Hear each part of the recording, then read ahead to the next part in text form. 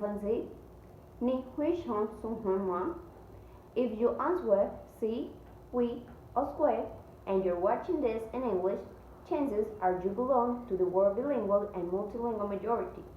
And besides having an easier time traveling or watching movies without subtitles, knowing two or more languages means that your brain may actually look and work differently than those of your monolingual friends. So, what does it really mean to know a language? Language ability is typically measured in two active parts, speaking and reading, and two passive parts, listening and reading. While a balanced bilingual has near equal ability across the board into language. Most bilingual around the world know and use their language in varying proportions, and depending on their situation and how they acquired each language, they can be classified into three general types.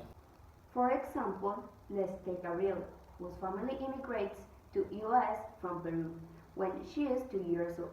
As a compound bilingual, Gabriela develops two linguistic codes simultaneously with a single set of concepts, learning both English and Spanish as she begins to process the world around her. Her teenage brother, on the other hand, may be a coordinated bilingual, working with two sets of concepts, learning English in school while continuing to speak Spanish at home with friends.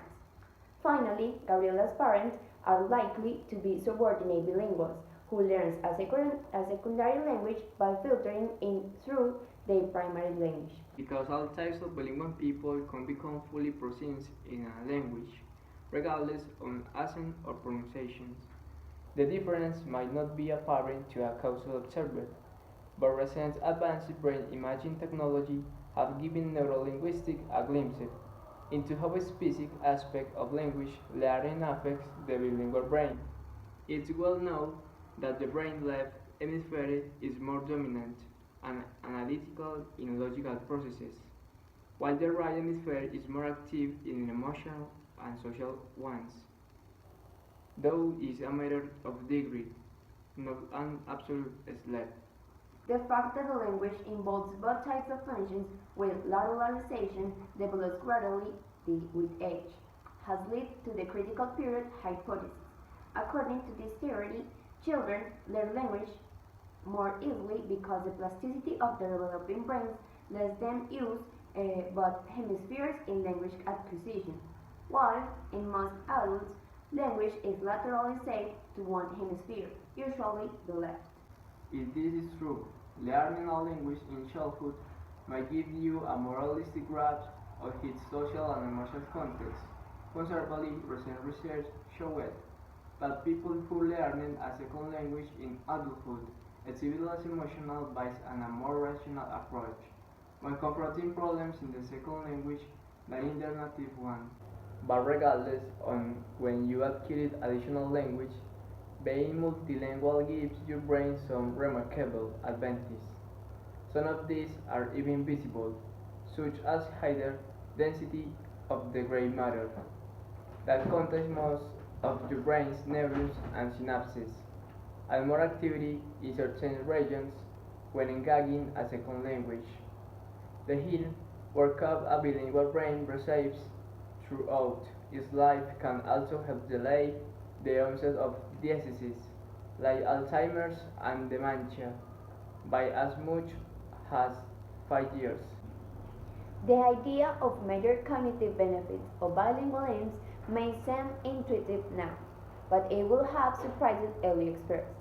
Before 1960s, bilingualism was considered a handicap that slowed a child's development by forcing them to spend too much energy distinguishing between languages, a view based largely on flawed studies.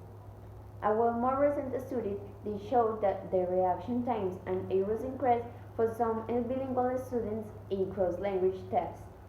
It also showed that the effort and attention needed to switch between languages triggered more activity in and potential is triggered to dorsolateral prefrontal cortex. This is the part of the brain that plays a large role in executive function, problem solving, switching between tasks, and focusing while filtering out irrelevant information.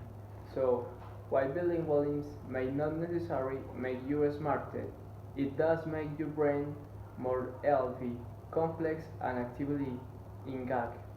And even if you didn't have the good fortune of learning a second language as a child, it's never too late to do yourself a favor and make the linguistic leap from hello to hola, bonjour, or ni hao, because when it comes to our brains, a little exercise can go a long way.